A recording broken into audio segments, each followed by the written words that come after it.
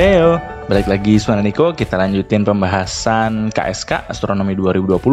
Kita ke nomor 2. Masa planet di tata surya paling mudah ditentukan dari pengukuran apa?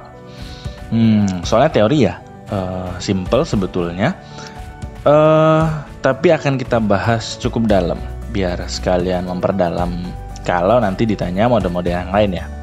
Nah, dari beberapa soal tentang mekanika benda langit yang udah Niko bahas di seri pembahasan soal, kalau kalian juga ngeliat video itu pasti udah ketahuan nih jawabannya yang mana. Karena di model-model soal itu banyak ditanyakan kalau diketahui ini massa planetnya itu berapa, kita bisa cari pakai persamaan Kepler ya. So, planet itu kan nggak bisa kita langsung timbang gitu ya, karena ya timbangannya mau segede apa kalau yang ngukur masanya pakai timbangan gitu ya. So, astronom pasti pakai cara tertentu untuk bisa dapat informasi massa suatu planet. Ada berbagai macam metode yang dipakai, tapi yang paling umum adalah metode yang seperti ini. Nah, untuk mengetahui massa planet, astronom memanfaatkan satelit yang mengelilingi planet itu. Nah, ilustrasinya model seperti ini. Satelit alami planet itu kan bergerak mengelilingi planet. Kalau dalam kasus ini bulan yang mengelilingi bumi, gitu ya. Planet-planet lain juga dikelilingi oleh satelitnya masing-masing. Dalam proses bulan mengelilingi planet itu, kan kita bisa dapat informasi dari periode alias waktu yang diperlukan satelit itu untuk melakukan satu kali orbit, dan juga jaraknya. Oke. Nah, dari informasi periode dan jarak tadi kita bisa menentukan massa planet tersebut. Pakai cara apa? Pakai cara gini. Satelit itu tetap berada di orbitnya karena mengalami dua gaya ya. Karena dia bergerak melingkar, satelit itu pasti mengalami gaya sentrifugal alias Fs yang arahnya keluar. Nah, dua objek bermassa juga pasti punya gaya gravitasi yang tentu arahnya ke planet itu. Nah, sistem ini akan menyebabkan keseimbangan yang dimana dia tidak terlepas dan juga tidak tertarik ke planetnya, alias Fg-nya sama dengan Fs. Nah, dari situ tinggal dijabarkan bahwa Fg sama dengan Gm per R kuadrat dan Fs sama dengan M omega kuadrat kali R. Kita bisa hilangin M-nya karena sama-sama massa satelit, M kecil ya. M besarnya target kita, massa planetnya. Omega itu kan nilainya adalah 2pi per T, berarti kalau gitu kita bisa jabarin dan kita pindahin ruas, berarti M dapatnya adalah 4pi kuadrat kali R pangkat 3 dibagi G kali T pangkat 2. Nah, 4pi kuadrat itu kan konstan, G juga konstan, ada di tabel. So, untuk dapat massa sebuah planet, kita perlu informasi periode orbit dari satelitnya dan juga jari-jari orbit dari satelitnya. Ini metode yang paling umum digunakan astronomers untuk mencari atau menentukan massa dari sebuah planet. So, kalau begitu udah jelas berarti jawabannya adalah yang A. Kita perlu orbit satelit alam dari planet tersebut. Gitu ya. Nah, nggak mau berhenti sampai di sini, kita pelajari lebih jauh. Terus kalau planetnya nggak punya satelit alami gimana dong? Ini terjadi sama Merkurius dan Venus. Merkurius dan Venus itu nggak punya satelit alami. Jadi nggak ada data yang bisa kita pakai untuk mencari massa Merkurius dan Venus.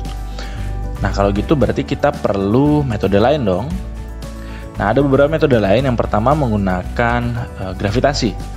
Nah, kalau kita tahu nilai percepatan gravitasi dari suatu planet itu, maka dengan mudah kita bisa menggunakan persamaan dari percepatan gravitasi itu untuk mencari massa planetnya.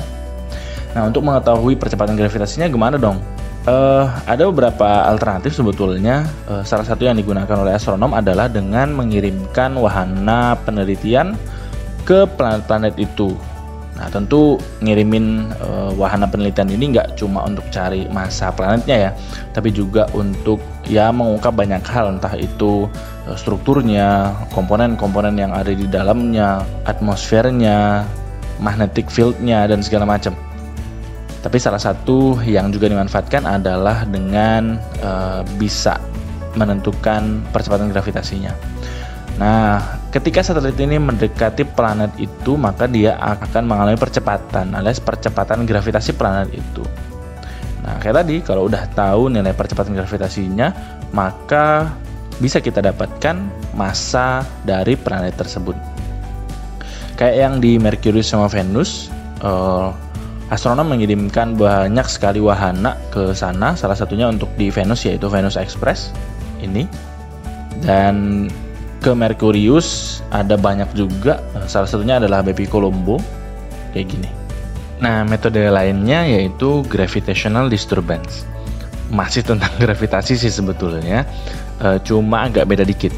Nah, gravitational disturbance di sini maksudnya adalah bahwa keberadaan planet-planet itu tentu akan mempengaruhi pergerakan atau orbit dari planet-planet tetangganya. Contoh, Neptunus itu ditemukan bukan dari pengamatan, tapi dari gravitational disturbance ini. Bahwa terjadi sedikit keanehan pergerakan dari orbit planet tetangganya. Nah, ketika dicek lebih lanjut, apa yang menjadi penyebab keanehan gerakan dari orbit ini, ternyata ada planet lain yang mempengaruhinya. So, kedua metode ini bisa jadi alternatif selain yang umum tadi, yaitu menggunakan satelit alami dari planet itu. Nah, terus untuk memperdalam, untuk mengantisipasi pertanyaan serupa, kita perlu mempelajari beberapa materi. Yang pertama yaitu, kalau ini kan metode pengukuran massa nih, siapa tahu juga nanti ditanyakan, di kesempatan lain ditanyakan metode pengukuran jarak. Nah, misalnya jarak dari bumi kemana gitu, bisa dapatnya berapa, itu gimana gitu ya. Nah, udah Niko ada bahas beberapa metode pengukuran jarak alias satuan-satuan jarak di astronomi sebetulnya di video-video ini.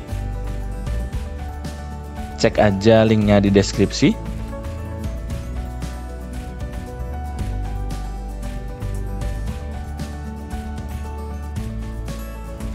Nah, selain menentukan jarak ke suatu planet, mungkin bisa saja nanti kita ditanyakan tentang metode pengukuran volume alias ukurannya.